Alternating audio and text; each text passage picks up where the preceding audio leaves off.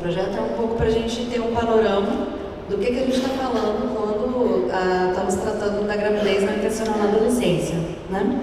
Então, a ideia é que a gente possa trazer alguns dados internacionais, também alguns dados nacionais, e também falar um pouco do contexto local aqui na região do Paraná e do oeste do Paraná.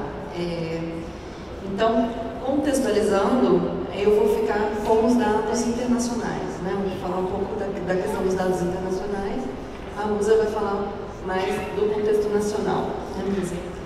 Então, queria primeiramente agradecer a oportunidade de trazer aqui esses dados. Eu sou Ana Cunha, sou oficial de programa no Fundo de População da ONU em Brasília, né, do Escritório Brasileiro. Vamos começar? A gente tem 15 minutos aqui para a apresentação. Então, assim, primeira coisa, o que a gente está falando quando a gente está tratando da questão da gravidez na adolescência? A gente tem um contexto dos direitos reprodutivos, né? Então, o que são os direitos reprodutivos? Eles são direitos humanos, a gente tem os tratados internacionais, a gente tem os compromissos do qual o Brasil, inclusive, é signatário.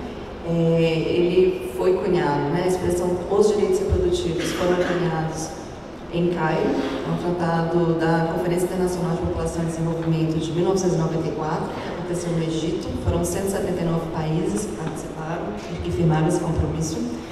E os direitos reprodutivos, eles englobam justamente o direito de decidir livre e responsavelmente sobre ter ou não filhos, quando ter os filhos, quantos tê-los, né, como, em que condições. Então, isso é o que é chave dos direitos reprodutivos, né? Também engloba o direito de desfrutar de uma vida afetiva e sexual satisfatória, segura, livre de doenças e infecções, também exercida sem violência, okay? Com respeito mútuo, igualdade e o pleno consentimento entre os parceiros. Então, a gente vê que os direitos reprodutivos também englobam um pouco dos direitos sexuais. Também o direito de ser informado, de ter acesso aos métodos eficientes, seguros, aceitáveis e financeiramente adequados de planejamento reprodutivo. Tá? Planejamento familiar. No texto original está planejamento familiar. A gente tem falado mais de planejamento reprodutivo do que de familiar. Justamente porque quando a gente fala de adolescentes, principalmente, não se trata tanto de planejar a família, né? Assim, o adolescente não tem essa lógica de que o casamento acontece, depois é o planejamento da família, né? Que eles falarem de planejamento familiar. Com adolescentes, não, o planejamento da vida reprodutiva não se trata tanto de planejar a família, justamente para não ter família, né? Adolescente, justamente é a outra lógica.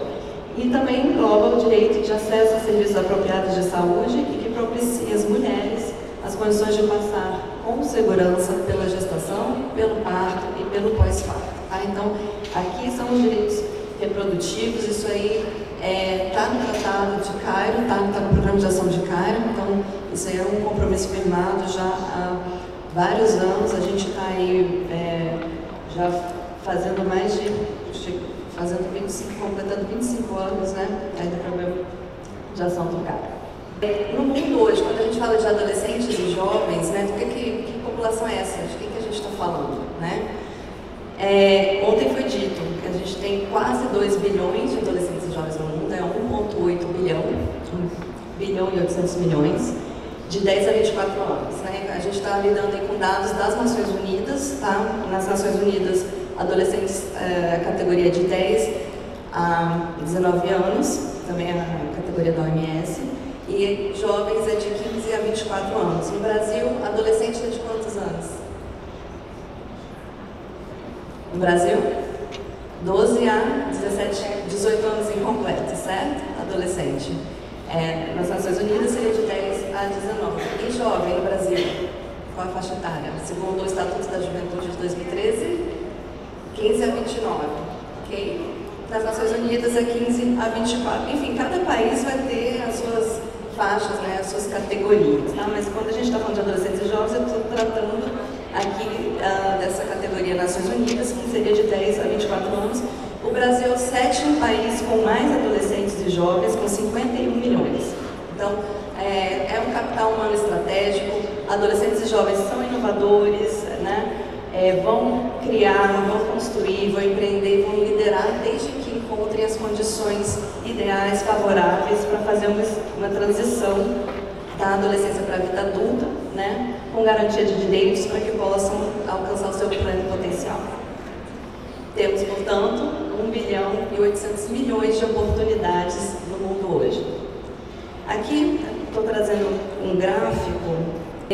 O que está falando? O que é esse gráfico aqui? A gente tem uma comparação entre fecundidade adolescente e fecundidade total nas regiões, nas macro-regiões do mundo, né? Então a gente tem no eixo vertical a taxa de fecundidade adolescente e no eixo horizontal a taxa global de fecundidade, tá? Então a gente tem Europa, América do Norte, Ásia, Oceania, América Latina e Caribe e região de África. Então reparem que na região de África a gente tem alto tanto na fecundidade adolescente quanto na fecundidade global, certo? Ali em azul a gente tem a média do mundo, né? O que a gente percebe para a região da América Latina e Caribe? Quando a gente olha no eixo horizontal, aqui, não aparece. Quando a gente olha no eixo horizontal, reparem, a gente está justamente ali com uma média de 2 e pouco, né, de filhos por mulher, tá? A gente está perto da média mundial e muito próximo de regiões de Ásia e Oceania, quando a gente está lidando somente com o eixo horizontal, que é de taxa de fecundidade global, que é para todas as idades, né? Filhos por mulher para todas as idades. A região de África fica muito acima da média. E a gente está, inclusive, América Latina e Caribe, abaixo da média mundial, ok? Quando a gente olha para o eixo vertical, que é a taxa de fecundidade na adolescência especificamente, tá?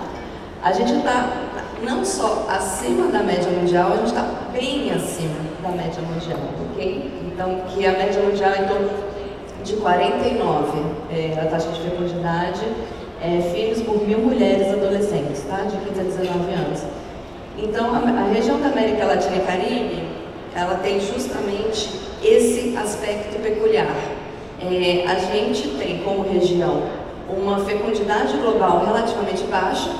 A América Latina não é uma região em que as mulheres têm muitos filhos, quando a gente vê a quantidade de filhos por mulher globalmente, né, em todas as idades. Claro que essas médias escondem grandes desigualdades, enormes desigualdades internas, né, questão de renda, questão de desigualdades regionais e tal. Mas na fecundidade adolescente é altíssima. Então, essa é uma característica não só do Brasil, como de todos os países da região. Aqui a questão dos nascidos, né, a quantidade de nascimentos que são de mães adolescentes. Então, a média do mundo é em torno de 11% dos nascimentos, 11% dos bebês que nascem são de mães adolescentes no mundo, tá? E aí a gente tem aí a proporção em outras regiões. Então, reparem que a Europa, em torno de 5,5% dos nascimentos são de mães adolescentes. E aí vai Ásia, 8,6%, América do Norte, 9,4%, África, 14,6% e América Latina, 17,6%, e o Brasil aí com 18% dos bebês que nascem de mães adolescentes. Então, reparem que quando a gente vê a proporção de porcentagem de nascimentos, a América Latina aparece em primeiro lugar da porcentagem de nascimentos de mães adolescentes. Então, a gente é a região do mundo inteiro que tem a maior proporção de bebês que nascem de mães adolescentes. Vamos passar? Aqui, nos últimos anos, né, desde 1980 para hoje, a gente tem, de um lado, a fecundidade adolescente, de outro, a taxa global de fecundidade. Então, a taxa global de fecundidade seria esse azul claro e a taxa de fecundidade adolescente, o azul escuro. Então, reparem que ambas as taxas, elas têm diminuído desde os anos 80, mas não na mesma proporção. A gente vê que a adolescência, a fecundidade adolescente, ela está caindo não exatamente na mesma proporção, a gente ainda precisa acelerar para que caia mais. Aqui comparando Argentina, Brasil, Chile, Paraguai e Uruguai, também desde os anos 2000, reparem que a tendência desses países é uma queda, mas em alguns casos a gente tem aí uma situação praticamente estabilizada, né? Então a gente percebe que precisa ter um investimento mais focalizado para conseguir, nesses países, avançar nisso. E existe um marco estratégico também, que são justamente os países do Cone Sul, um marco estratégico que foi assinado pelos governos, né, pelos Ministérios da Saúde e Educação desses países, 5 países. Esse marco estratégico, de prevenção e redução da gravidez não intencional na adolescência, ele também vem justamente para que esses 5 países que pactuaram de cooperar entre si para reduzir e avançar na redução da gravidez na adolescência. Aqui são as idades desses países também, Argentina, Brasil, Chile, Paraguai e Uruguai. O que a gente percebe aí? Que era de se esperar, né? Então, a maior parte dos bebês que nascem, né, é justamente nas idades de 18 e 19 anos. Tá? Então a gente tem aí uma proporção de 15 e 16 anos. Contudo, vocês viram no vídeo, enfim, em outros. Pode passar? Em outros dados, que são 24 mil no Brasil, né? 24 mil bebês que nascem ao ano de mães entre 10 e 14 anos, né? Então, nessa faixa etária dos 10 a 14 anos está relativamente estável. A gente não tem testemunhado uma redução nessa faixa etária, pelo contrário, e tem um índice também justamente relacionado com a violência sexual, que a gente vai trazer logo depois. Por favor, aqui. A questão da desigualdade, as desigualdades sociais da gravidez, então não é um fenômeno, a gente estava falando que era um fenômeno democrático, a gravidez adolescente, porque ela acontece em todas as classes sociais, em todos os níveis de educação, de renda, mas não na mesma proporção, tá? Então, apesar de ser relativamente democrático, é um fenômeno que está totalmente relacionado a questões de vulnerabilidade social. Então, tem sim uma relação muito forte com as desigualdades regionais, territoriais, étnicas e culturais, além de econômicas e educacionais. A relação do vínculo com a escola também, ela existe. A gravidez ela pode acontecer antes da saída da escola ou depois, né? Então, esse vínculo com a educação também ele é muito forte, mas ao mesmo tempo estudos qualitativos têm mostrado que muitas vezes a gravidez acontece depois que a adolescente já saiu da escola, né? Mas pergunta, mas por quê? Né? O que acontece?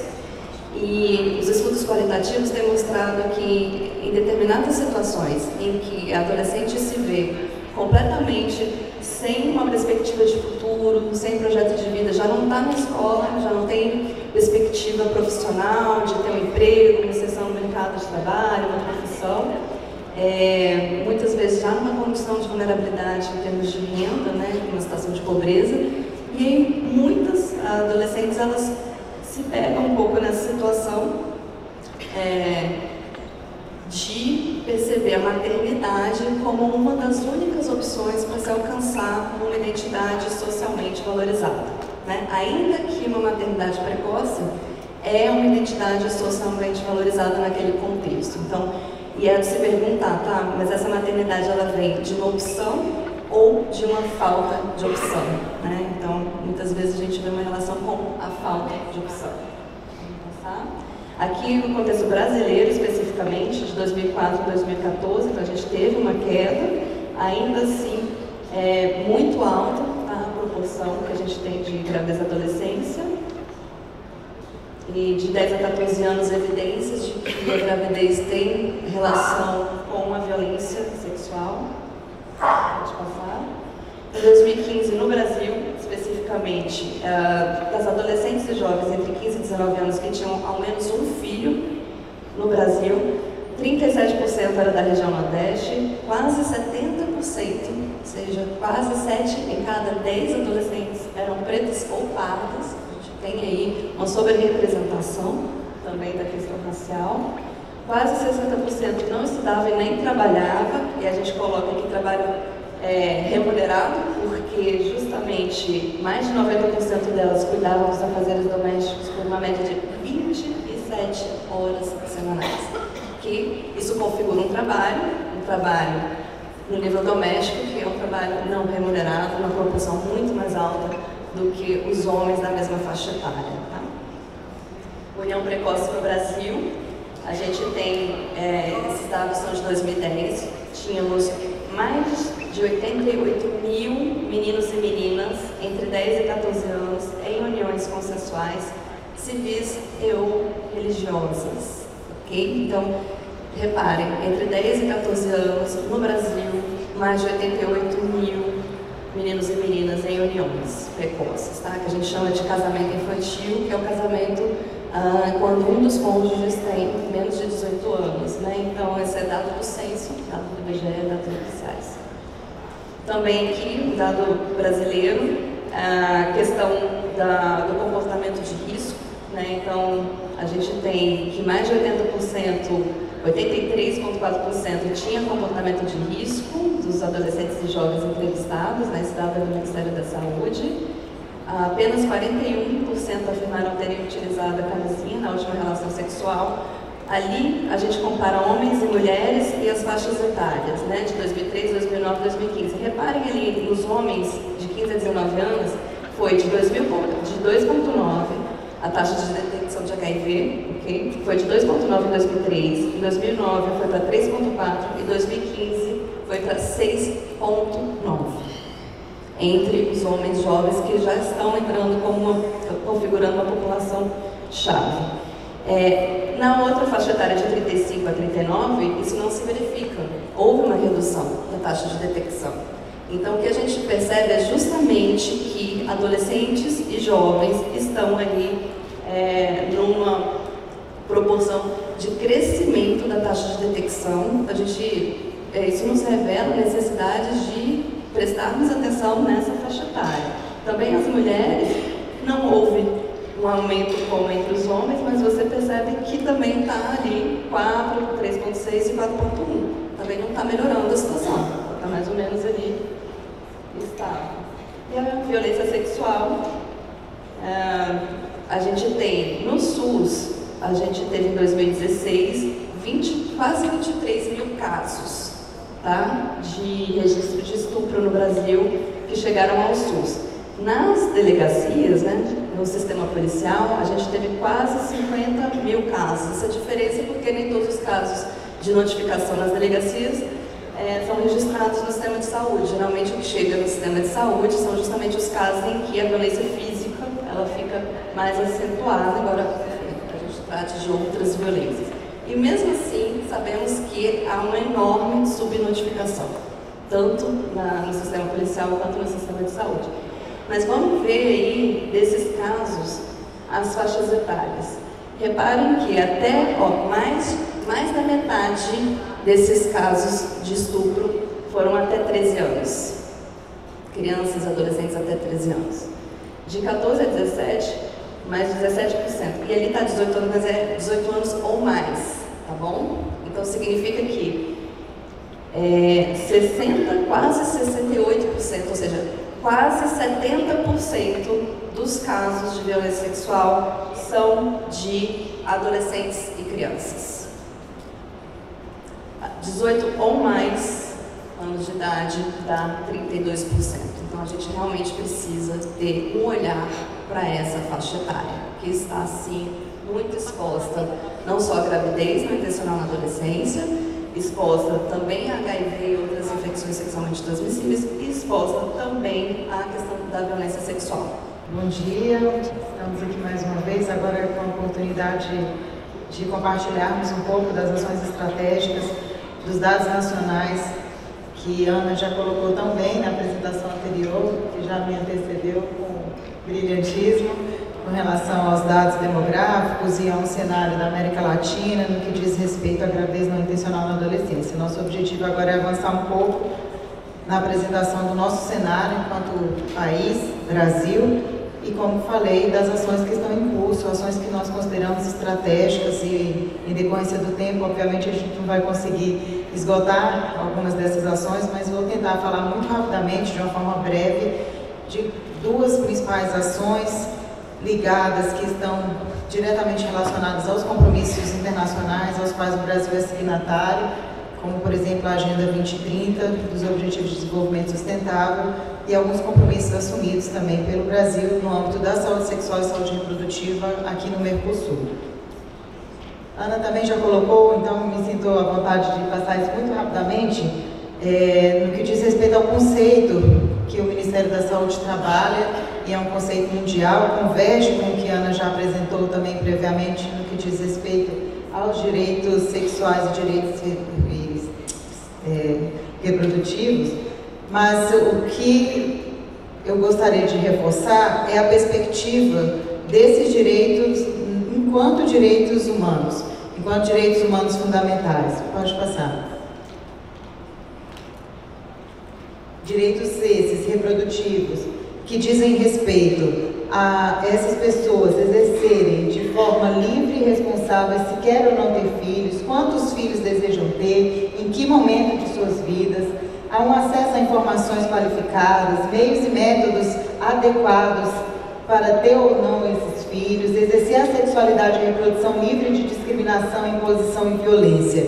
E já no conceito de direitos sexuais, que muitas vezes até no nosso português e na nossa linguagem diária a gente vê muitas falas associando os dois, então você fala direitos sexuais e reprodutivos como se o direito à sexualidade estivesse diretamente relacionado ao direito apenas da reprodução, e há muitas vezes abordagem equivocada a respeito desses direitos. A gente precisa ter em mente claramente quais são essas perspectivas de direito que nós estamos tratando e abordando. E os direitos sexuais já nos trazem, já nos remetem a um conceito amplo do direito de viver e expressar livremente essa sexualidade sem violência, discriminações e imposição, com respeito pelo corpo do parceiro, sem medo, vergonha, culpa, independente de raça, cor, etnia, religião, escolher o parceiro sexual, escolher livremente a sua orientação sexual, ter as suas práticas de sexo seguro para prevenção de gravidez e de doenças não sexualmente transmissíveis, em um cenário que a Ana também colocou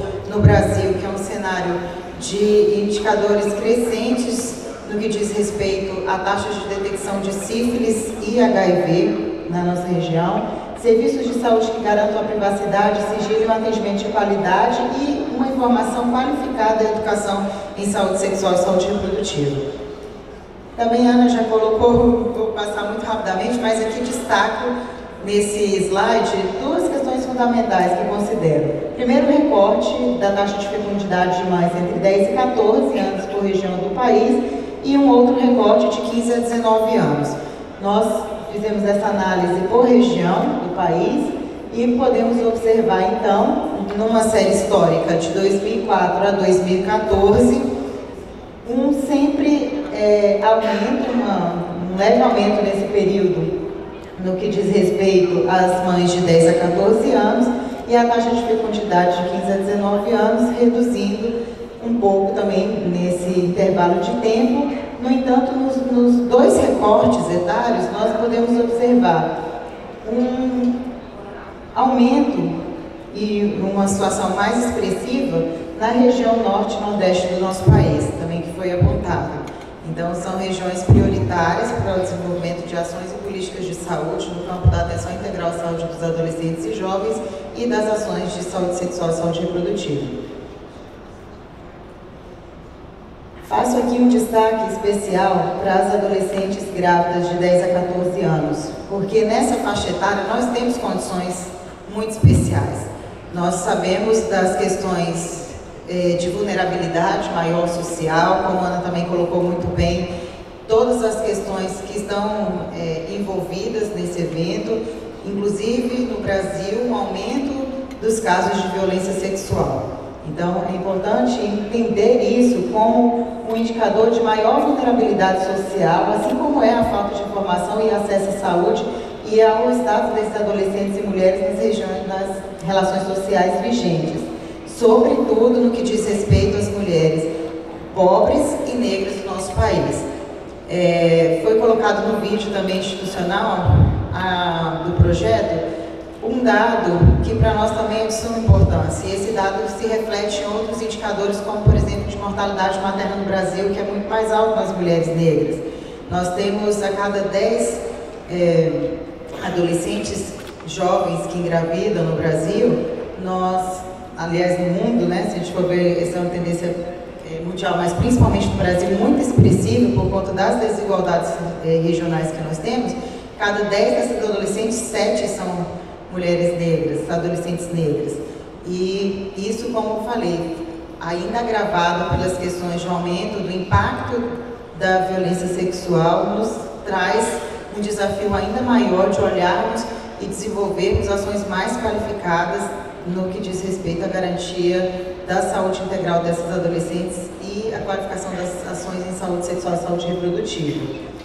Então, a Ana também destacou, e eu aqui reforço a questão da vulnerabilidade, a possibilidade de violência sexual, fato constatado em estudos sobre a gravidez nessa idade, hipótese que infelizmente não tem sido contestada, e porque o índice de gravidez entre adolescentes de 10 e 14 anos, conforme apontam alguns estudos, tende a ser maior nas regiões em que há maior exploração sexual de adolescentes.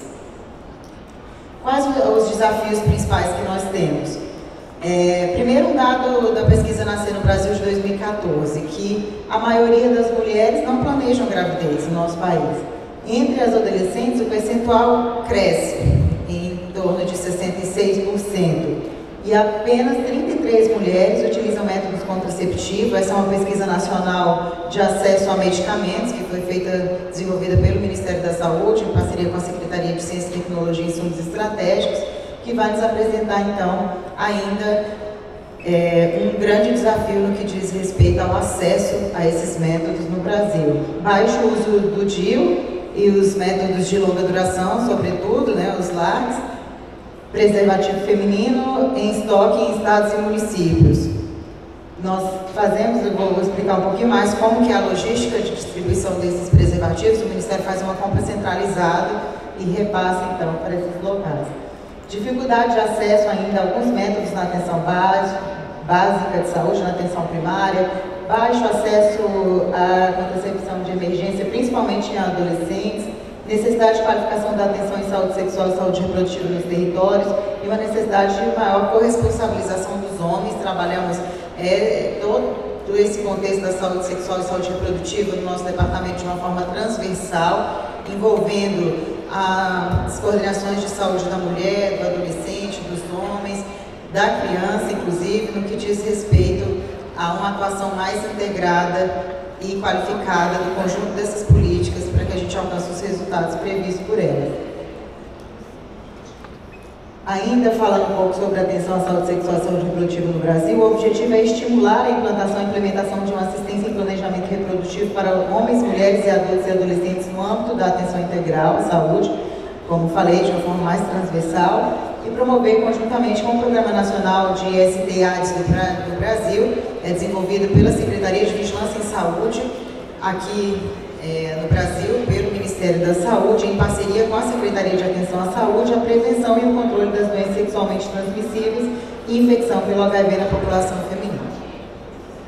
A agenda de fortalecimento que nós temos hoje envolve a disponibilização de informações, respeito à autonomia, perspectiva de gênero, acolhimento, entender a saúde enquanto direito universal, que nós temos isso garantido na nossa Constituição da República Federativa no Brasil, considerando as especificidades de populações mais vulneráveis, envolvimento e corresponsabilização dos homens e uma atenção qualificada à saúde do adolescente e ampliação do acesso aos métodos contraceptivos. Aqui, muito rapidamente, também a ilustração, porque o tempo já está avançado, eu preciso falar alguns projetos, mas para vocês verem um pouco do elenco que o Brasil disponibiliza, uma carta extensa de métodos contraceptivos, e essa compra é feita de forma centralizada, incluindo pílulas de emergência, mini-pílula, os injetáveis, os métodos de longa duração. Pode passar.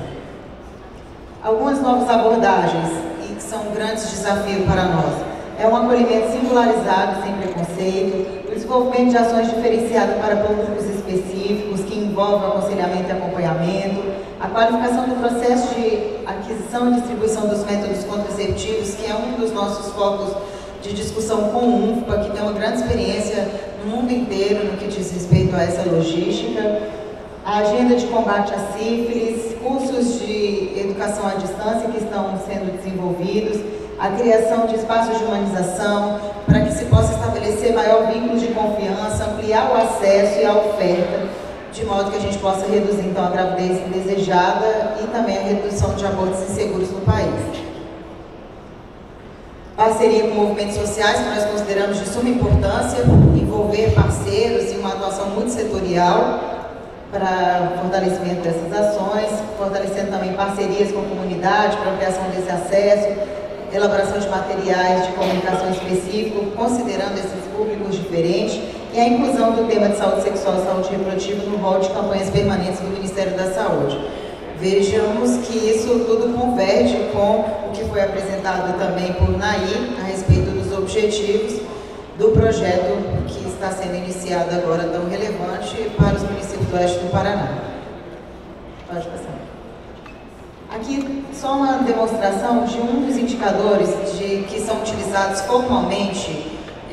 Isso é posto para todas as secretarias municipais e estaduais de saúde do nosso país, que é um indicador de proporção de gravidez na adolescência entre as faixas de 10 a 19 anos. O indicador universal, ele é válido para todos os municípios brasileiros e que vai monitorar a tendência da gravidez no Brasil e nortear as ações e qualificação das nossas políticas. Então, isso já está em curso, já tem alguns anos ele já vem sendo monitorado e tem sido de extrema importância para a gestão das nossas ações.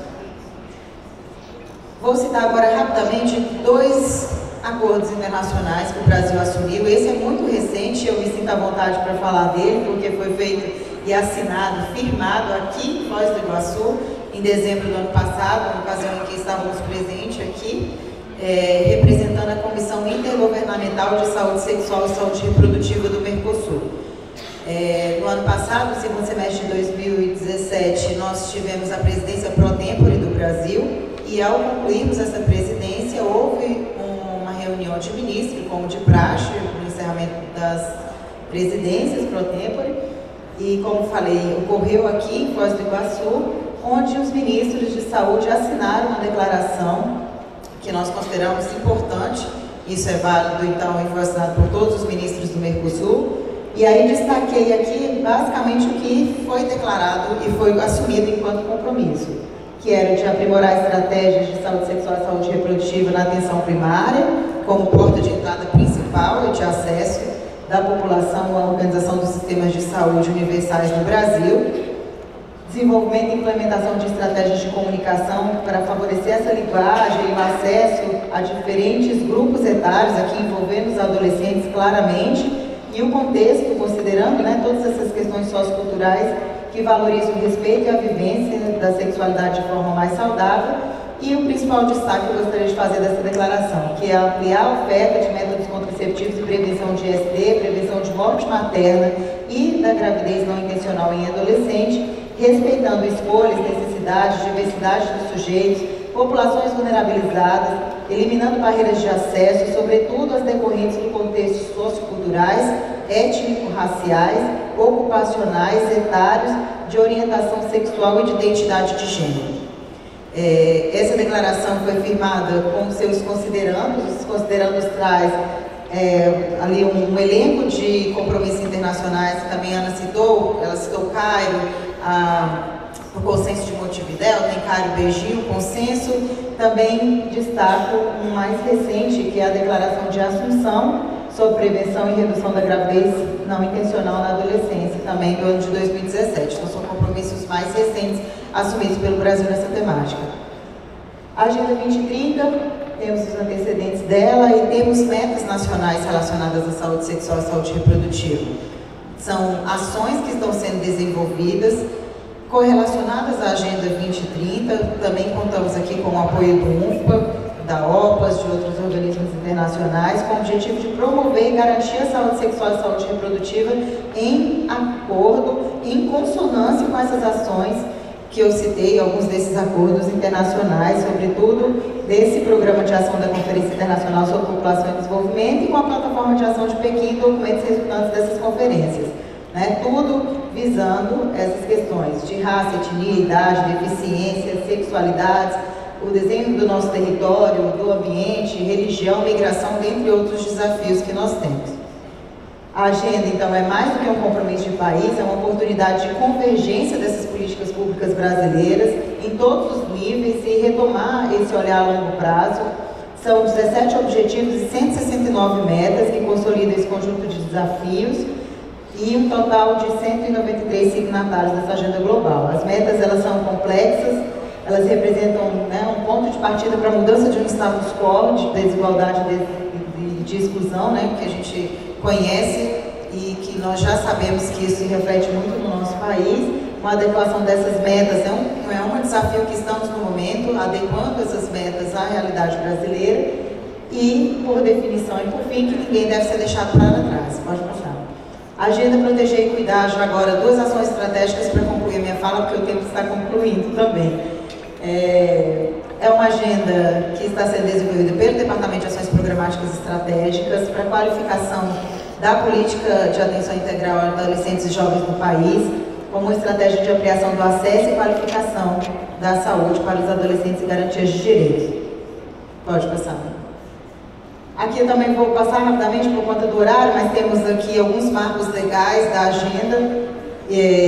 Ressalto, além dos nossos normativos legais no país, como o do ECA, Estatuto da Criança e do Adolescente, a própria Constituição, a Convenção Internacional dos Direitos da Criança, a Lei Orgânica da Saúde que regulamenta o nosso sistema, as diretrizes nacionais para a atenção integral, que foi lançada em 2010, trouxe aqui o link de acesso, que é bastante interessante e que incorpora essa dimensão da saúde sexual e saúde reprodutiva para os adolescentes no país. E por que investir nessas ações em adolescentes? Porque a adolescência é o período mais saudável da vida, é um momento oportuno e estratégico para que se possam investir esforços na qualificação e proteção e promoção da saúde.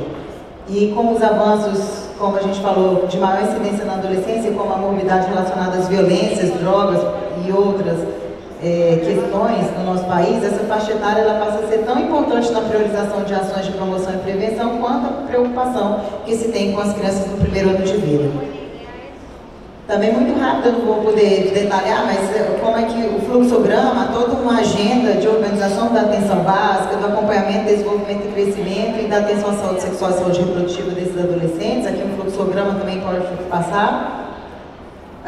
No que diz respeito ao eixo de crescimento e desenvolvimento, pode passar também a operacionalização dessa agenda. Nós temos a caderneta de saúde dos adolescentes, uma política de atenção à saúde de adolescentes em conflito com a lei, também recente, que atualmente está em 53 municípios, 15 estados, e são 102 equipes de referência, agora em dado de outubro, atualizado. Temos laboratórios de inovações, parcerias com a Organização Pan-Americana de Saúde para essa ação, desenvolvimento de web, palestras, lives e outras abordagens com linguagens adequadas para os adolescentes, desenvolvimento de cursos e estratégias de formação profissional, ofertas de cursos também de qualificação para estados e municípios prioritários. Estamos fazendo a implementação desse guia de avaliação da qualidade dos serviços de saúde para adolescentes na atenção básica.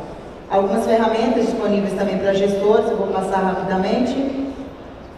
E os desafios, qualificação do acesso e qualificação da atenção à saúde. Esses são os grandes desafios que nós temos no Brasil.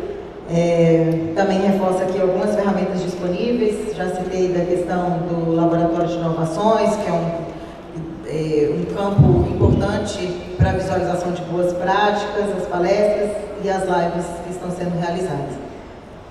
Outras ações intersetoriais que eu atribuo e reputo de suma importância. O Programa Saúde na Escola, nós sabemos o forte fator multissetorial envolvido e multidimensional no que diz respeito à gravidez não intencional na adolescência. Então é importante a gente investir nessas estratégias intersetoriais de educação. Então nós temos hoje no Brasil 5.570 municípios, então quase todos eles, 5.040, já estão instituídos na agenda, 85 mil escolas pactuadas e mais de 20 milhões de alunos beneficiados. Programa de Saúde Mental e Prevenção às Violências, Programa Nacional de Imunização também com vacinação gratuita do HIV para meninos e meninas, Agenda Estratégica para a Redução da Sífilis Congênita no país, e aqui eu faço um destaque de uma agenda de 200 milhões, agora recente, que foi lançada pelo Ministério da Saúde, no ano passado.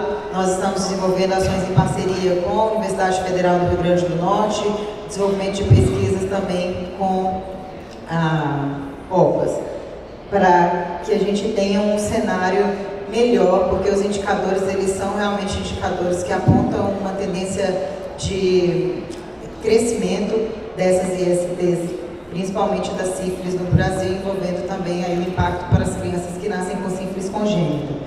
E a estratégia de fortalecimento da atenção integral às crianças por infecção congênita associada às estócio ao vírus Zika e suas famílias. O edital, e aqui eu já estou concluindo, de verdade, lançamos esse ano, o Ministério da Saúde lançou uma agenda chamada de Mais Acesso, uma garantia de fortalecimento das ações de saúde sexual e saúde reprodutiva. Tivemos um total de 122 municípios selecionados, está previsto 13 milhões, você pode voltar só um pouco, amiga, no slide anterior, só para destacar, 122 propostas, recebemos no Brasil 524 propostas, foram analisadas e quase 1000 propostas cadastradas. Elas foram feitas, propostas através do sistema que é utilizado, que é o SAIPES, o sistema informatizado, foi de livre opção, os municípios tinham a opção de se cadastrarem e apresentarem suas propostas. E como eu falei, um recurso agora previsto para ser executado na ordem de quase 14 milhões.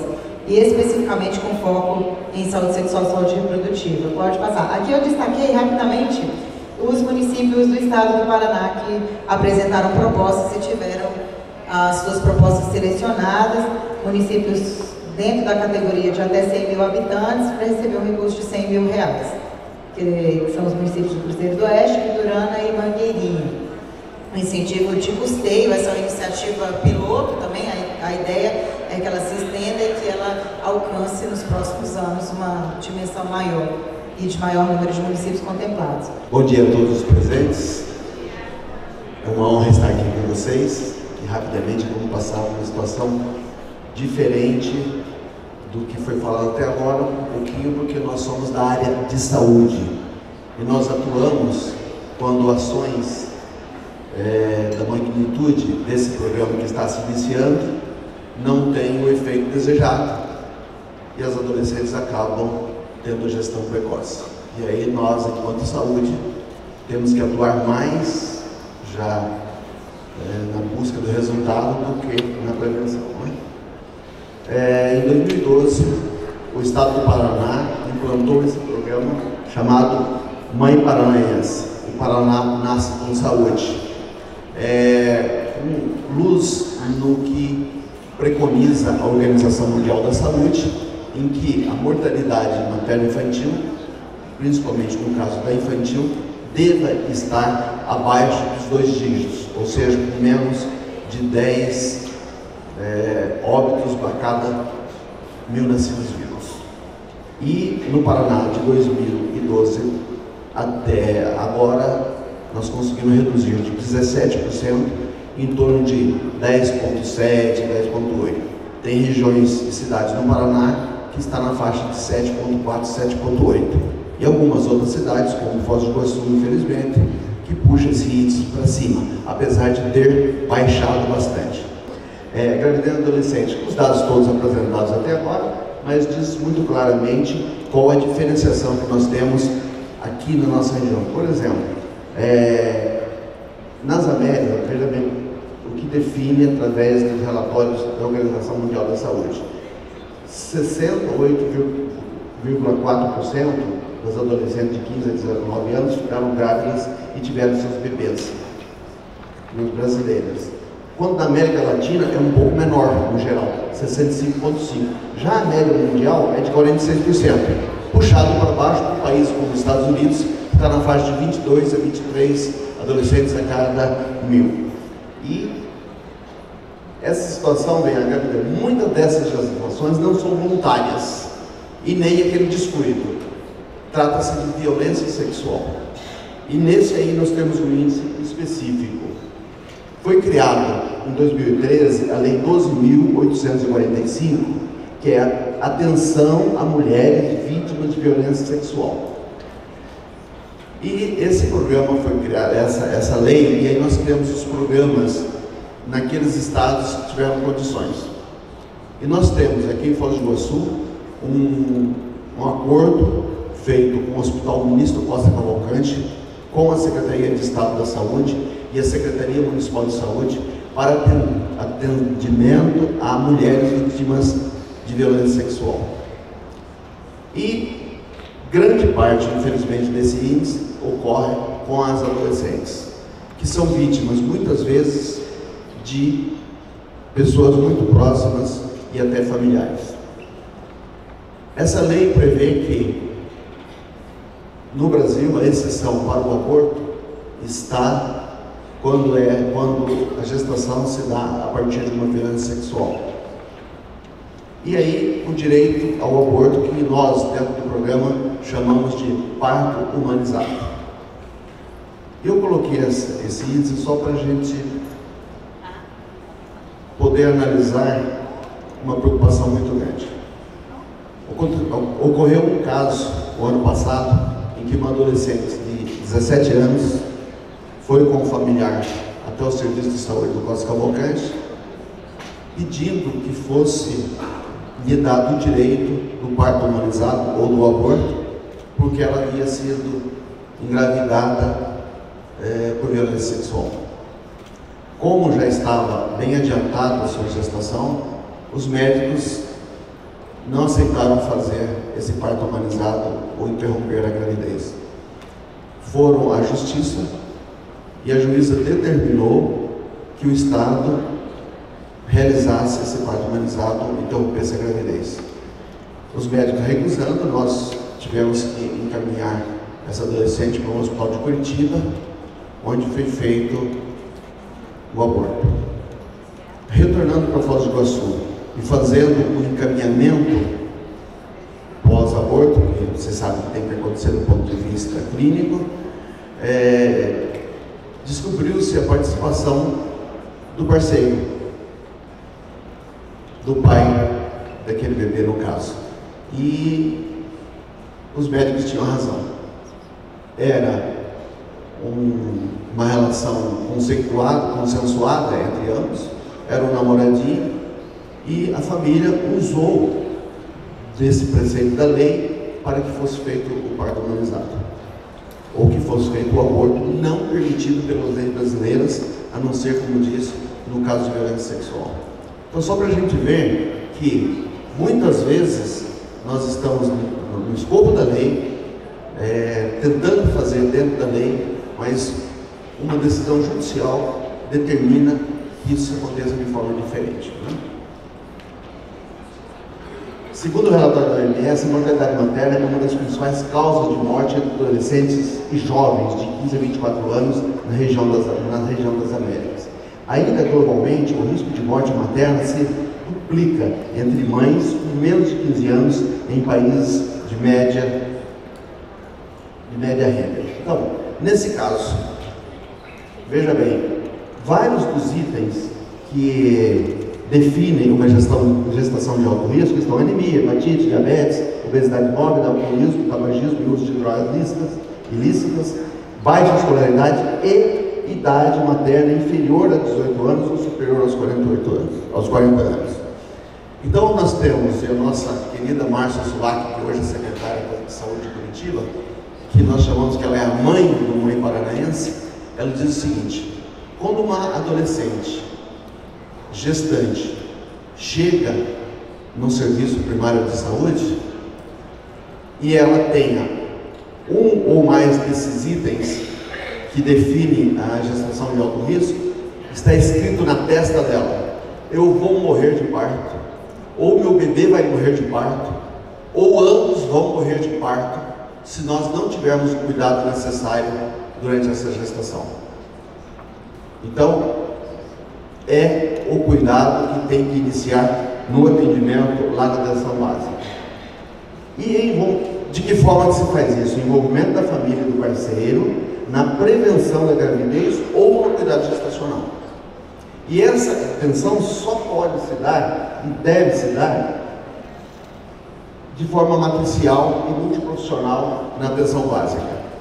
Esse matriciamento, que muitos já conhecem, nasceu lá na Lei 10.216, que era o matriciamento da atenção à saúde mental. Hoje, devidamente implantado naquela rede de atenção à saúde bem organizadas, que é o atendimento horizontalizado e que não está o foco do atendimento da gestante apenas na figura do médico. Essa equipe multiprofissional deve contar com médico, enfermagem, psicologia, assistência social e por aí vai.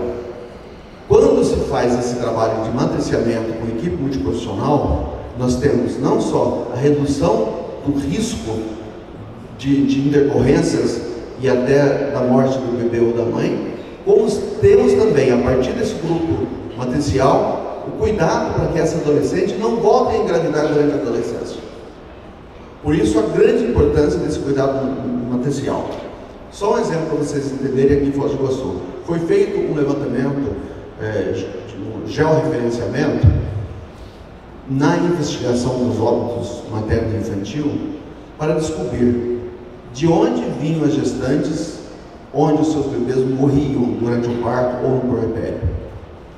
E ficou claro que os bebês morriam daquelas mães que vinham das regiões cujo posto de saúde estava só focado no médico. Não havia equipe multiprofissional atendendo. Então fica claro que esse cuidado tem que ser globalizado e horizontalizado. Como que aconteceria isso? Nós temos aqui a nossa pirâmide do SUS, que diz que 70% a 80% das pessoas com condições simples de atendimento têm a sua resolutividade na saúde na atenção básica. Isso é científico hoje. Todos os levantamentos deixam muito claro. Desses, 20% a 30% das pessoas vão para o segundo estágio de atendimento. E de 1% a 5% vai para o alto nível de atendimento, ou seja, na alta complexidade.